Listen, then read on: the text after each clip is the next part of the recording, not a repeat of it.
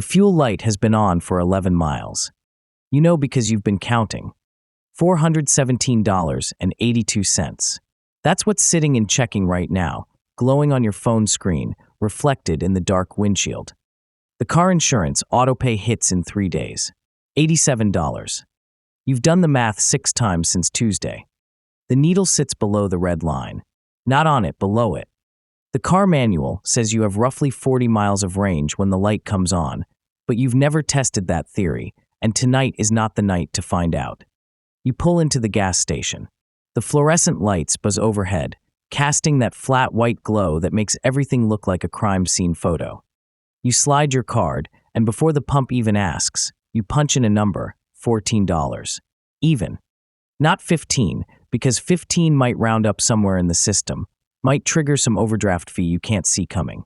14 is safe. 14 is math you can control. The pump clicks off at $14. You watch the gallons, 3.827. Not even 4 gallons. You're putting a Band-Aid on a wound that needs stitches, and you know it. But the car will start tomorrow. The insurance will clear. And maybe, nothing else breaks this week. This is net worth at zero. Not broke, technically. You have $417. But that money is already spoken for. It belongs to bills that haven't arrived yet, to auto-pays lurking in the calendar, to the next small emergency you can't predict. You're not building anything. You're just keeping the machine running one more day. The fuel gauge is your anxiety gauge. When it drops, your chest tightens. When it rises, you breathe. Right now, the needle has climbed from below red to slightly less below red. That's the win. That's Thursday night. The laundromat smells like industrial detergent and warm lint. Fluorescent tubes flicker overhead. You're standing at the change machine, feeding a $20 bill into the slot, listening to quarters clatter into the metal tray. Your phone shows a different number now, $1,012 in savings. Not checking savings. A separate account. Money that isn't already promised to someone else. $1,000 doesn't sound like much. It won't buy a used car. It won't cover a month's rent in most cities. It won't fix a broken furnace or pay for an ER visit. But here's what it does. It gives you 3 days. 3 days to figure out a solution before the solution figures you out. Last month, your car needed new brake pads. $612. A year ago, that would have meant choosing. Pay the mechanic or pay the electric bill. Call your mom or put it on a credit card you'd spend 8 months climbing out of. But this time, you transferred the money. The account dropped from $1,012 to $400. It hurt. It felt like watching a small fire consume something you'd built stick by stick. But you didn't borrow. You didn't juggle. You didn't lie awake calculating which bill could wait. The quarters pile up in your palm. You carry them to the washer, drop them in one by one. The machine starts its cycle. $1,000 is not freedom. It's not security. It's a buffer, a thin wall between you and the chaos. But that wall exists now. And when you stand at the change machine, you don't feel the old dread, the fear that you're one broken appliance away from a spiral. You feel something smaller, quieter. A single breath you didn't have before. The apartment maintenance office has that particular smell of old carpet and copy machine toner. You're sitting across from a woman with a laminated name tag, and she's sliding a piece of paper toward you. Lease renewal. Security deposit top-up required. $2,847. Your landlord is raising the deposit because property values went up, because insurance costs went up, because everything always goes up. A year ago, this letter would have sent you into a spiral. Where do you find $2,847 in 30 days? Do you sell something? Borrow from family? Put it on a card and pray. But your phone shows a different number now. $10,247 in a high-yield savings account.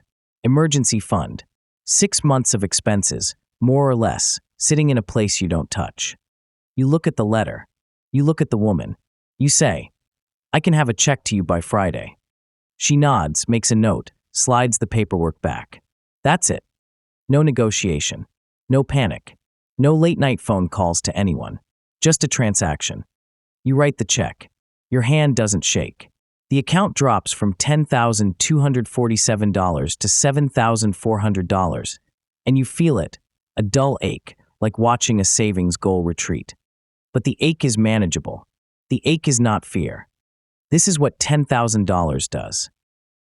It doesn't make you rich. It doesn't change your life.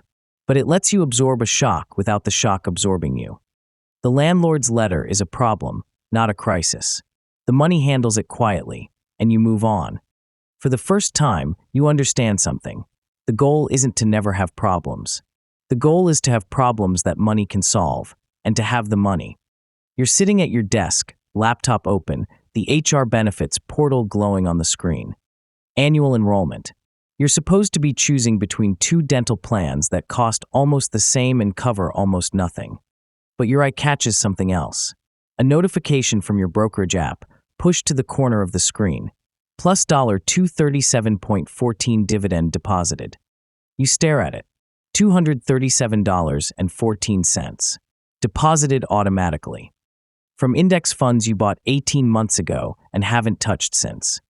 You open your bank app. There's the auto-pay confirmation. Internet bill, $79, paid this morning. The math is simple. The dividend covered the internet bill. 3 times over, actually. Money came in, money went out, and you didn't do anything. You didn't work extra hours. You didn't sell anything. You didn't make a decision. The system just ran. This is the invisible door. No one tells you about this moment. There's no celebration, no confetti, no milestone notification. You don't feel rich. But something has shifted. Money is doing a tiny fraction of the work now. Not much. Not enough to quit your job or change your life. But enough to cover one small bill without asking anything of you. You close the HR portal. You sit back. The room is quiet. Wealth is not what you accumulate. It's what you no longer have to do. That line will echo later, in ways you don't expect. But for now, you just sit with it. The internet bill is paid. The dividend came and went. And somewhere in the machinery of your life, a small gear started turning on its own. The airport is chaos. Families with strollers, business travelers with rigid postures, a kid screaming somewhere near gate B7. You're standing at the baggage scale kiosk, watching the digital readout climb. 53 pounds. Limit is 50. Overweight fee, $75. A year ago, you would have unzipped the bag right there on the terminal floor. Pulled out shoes, a jacket, maybe the extra book you didn't need. Stuffed things into your carry-on until the scale read 49. Anything to avoid the fee. But your net worth crossed $100,000 4 months ago, and something in you has changed. You tap the screen. Pay fee. The kiosk prints a tag. You stick it on the bag and walk away. $75. That's dinner for 2. That's a week of groceries. That's not nothing. But it's also not worth 15 minutes on your knees in a crowded terminal, repacking your life in front of strangers. This is what 6 figures does. It doesn't make you rich. The housing market still laughs at your down payment math. A $389 last-minute flight is still a decision, just not a spreadsheet negotiation. The check bag fee is noise now. Background static. You pay it and move on. You find your gate. You sit. You don't think about the $75 again. Friction reduced. Not eliminated, reduced. The machine of life still runs, still demands, still sends invoices. But some of the small humiliations have started to disappear. The ones that used to eat your time, your dignity, your mental bandwidth. They're quieter now. And in that quiet, you find something you didn't expect. Space to think about something other than money. The storage unit hallway stretches ahead of you, fluorescent tubes buzzing, rolling doors on both sides. Unit 247. You haven't been here in 8 months. You pull up the door. Inside boxes. A futon frame from your old apartment.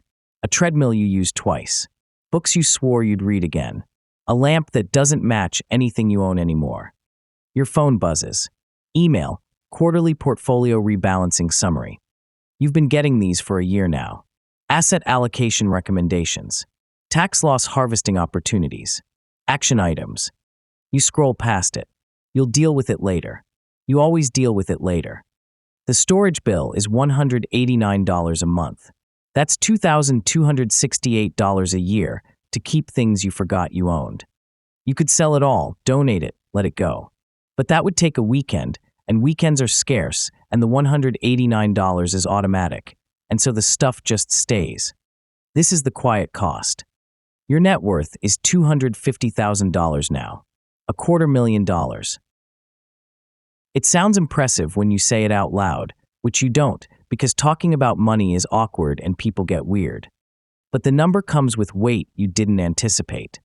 The rebalancing emails, the estimated tax payments, $4,200 last quarter, due in 3 weeks. The decisions about asset allocation that used to be simple, put it in an index fund, and now feel complicated. Domestic or international? Growth or value? What's your bond allocation? The creeping sense that wealth is not a destination but a system, and systems require maintenance. You stand in the storage unit, looking at the boxes, the treadmill, the lamp. You could deal with this. You could simplify. But the $189 keeps drafting, and the quarter keeps passing, and the stuff keeps sitting in the dark. Wealth, it turns out, has overhead. The tax prep cubicle is smaller than you expected. Fluorescent panel overhead, same as the laundromat, same as the storage hallway. Some things don't change no matter how much money you have. The CPA slides a piece of paper across the desk. Invoice, $1,100 for tax preparation services. Below it, another document, estimated tax payment voucher, $4,200, due April 15th. You look at the numbers. You don't flinch. A year ago, you might have. But your net worth crossed $1 million 3 months ago. And flinching at 4-figure bills feels like a reflex from another life. The portfolio swings $15,000 in a week sometimes. Up, down, sideways. You've learned to stop checking daily. The cousin who asked for $20,000 last Thanksgiving. You said no, and the holiday was awkward, and you're still not sure if you made the right call. The CPA bills $1,100 because your taxes are complicated now, because there are forms you've never heard of, because wealth generates paperwork the way engines generate heat. You could quit your job. Technically, the math works if you're careful. If the market cooperates, if you don't get sick, if nothing breaks. But then what? Who are you if you're not working? What do you do with the hours? The money solved the money problems, but it didn't solve the other ones. The ones about purpose. The ones about meaning. The ones about what you're building and why. You sign the check for the CPA. You sign the estimated tax voucher. The fluorescent light hums. 7 figures. 7-figure admin. The fear didn't disappear. It changed shape. You used to fear not having enough. Now you fear losing what you have. You used to fear the next bill. Now you fear the next satisfying answer to the question, what is all this for? The CPA takes the checks. Nods. You stand up, shake hands, walk out into the parking lot. The sun is setting. The air is warm. You have $1 million. And you're standing in a strip mall parking lot, and life feels exactly as complicated as it always did. Just differently complicated. A different street. A different car. A younger person sits in the driver's seat, phone in hand, staring at the screen. $417.82. The fuel light is on. It's been on for 11 miles. They know because they've been counting. The car insurance auto-pay hits in 3 days. $87. They've done the math 6 times since Tuesday. They believe life will always feel this way. The tightness in the chest. The counting of miles. The small negotiations with a universe that doesn't negotiate back. They don't know about the invisible door. They don't know that somewhere around $50,000, money starts doing a tiny fraction of the work. They don't know that the fear changes shape but never fully disappears, that wealth has overhead, that $1 million still leaves you standing in a parking lot wondering what it's all for. They just know the number on the screen, the fuel light, the auto-pay. The needle sits below the red line, not on it, below it. They pull into the gas station. The fluorescent lights buzz overhead. They punch in a number, $14. Even. The pump clicks off. The gallons read 3.827. The machine keeps running. One more day.